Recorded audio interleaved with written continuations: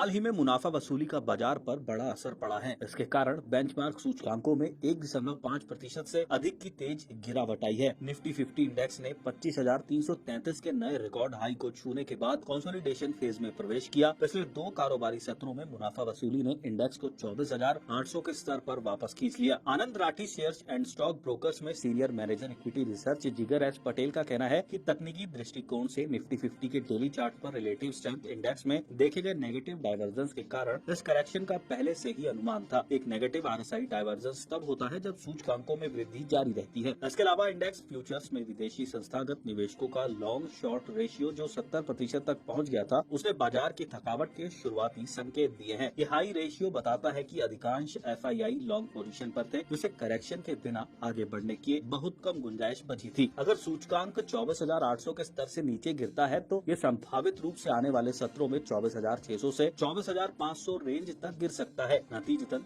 जब तक बाजार एक नया उच्च स्तर नहीं बना लेता, तब तक सेल ऑन राइज की रणनीति उचित है। नए लॉन्ग पोजीशन शुरू करना जल्दबाजी होगी। पटेल ने ऐसे 30 शेयर सुझाए हैं जो बाजार की मौजूदा परिस्थितियों के बीच फायदा करा सकते हैं। SBI card and payment services weekly chart पर ये शेयर लगभग 680 रुपए से 750 रुपए की सीमा के अंदर कंसोलिडेट हुआ। ये एक ऐसे फेज का संकेत देता है जिसमें स्टॉक की कीमत इन स्तरों के अंदर सीमित रही, ना तो टूटी और ना ही बढ़ी। कंसोलिडेशन का ये पीरियड संभावित रिवर्सल जोन के पास रहा, जिसमें कंसोलिडेशन की निचली सीमा 680 रुपए के आसपास थी। ऐसे क्षेत्र अक्सर संकेत देते हैं कि स्टॉक एक ऐसे पॉइंट के करीब है जहां इसका ट्रेंड बदल सकता है। कंसोलिडेशन के दौरान स्टॉक ने एक ट्रिपल बॉटम पैटर्न बनाया। ये एक बुलिश रिवर्सल स्ट्रक्चर है जो रेंज के लोअर एंड पर मजबूत सपोर्ट की ओर इशारा करता है। ये pattern daily relative strength index पर बुलिश डाइवर्जेंस के साथ मिलकर स्टॉक के ऊपर की ओर बढ़ने की संभावना को और मजबूत करता है। कंसोलिडेशन के बाद एसबीआई कार्ड ने सफलतापूर्वक 750 रुपए के जोन को तोड़ दिया और इसके ऊपर टिका रहा, जिससे ब्रेकआउट की मजबूती की पुष्टि हुई। शेयर अब 900 रुपए के टारगेट प्राइस के साथ आगे की ओर बढ़ने के लिए तैयार है। निवेशक गिरावट पर खरीदे अप्रोच के साथ स्टॉक को 770 रुपए के स्तर तक खरीद सकते हैं। डेली क्लोजिंग बेसिस पर 740 रुपए पर स्टॉप लॉस सेट किया जाना चाहिए। गुजरात अंबुजा एक्सपोर्ट्स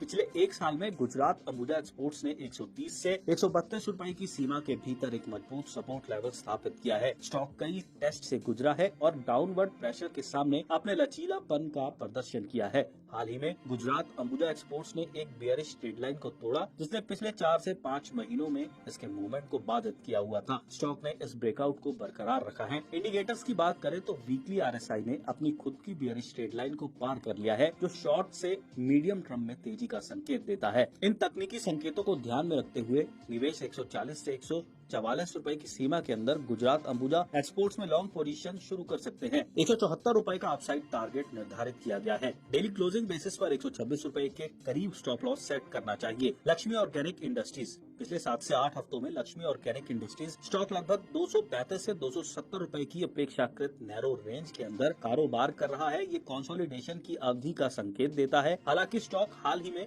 इस सीमा से बाहर निकल गया और अब 280 रुपए के निशान के करीब है, जो इसके ट्रेंड में संभावित बदलाव का संकेत देता है। ये ब्रेकआउट विशेष रूप से उल्लेखनीय है क्योंकि इसने एक बियरिश ट्रेंड लाइन को भी तोड़ा है, जिसने वॉल्यूम बढ़ाने के साथ साथ लगभग 3 वर्षों तक स्टॉक की गति को बाधित किया।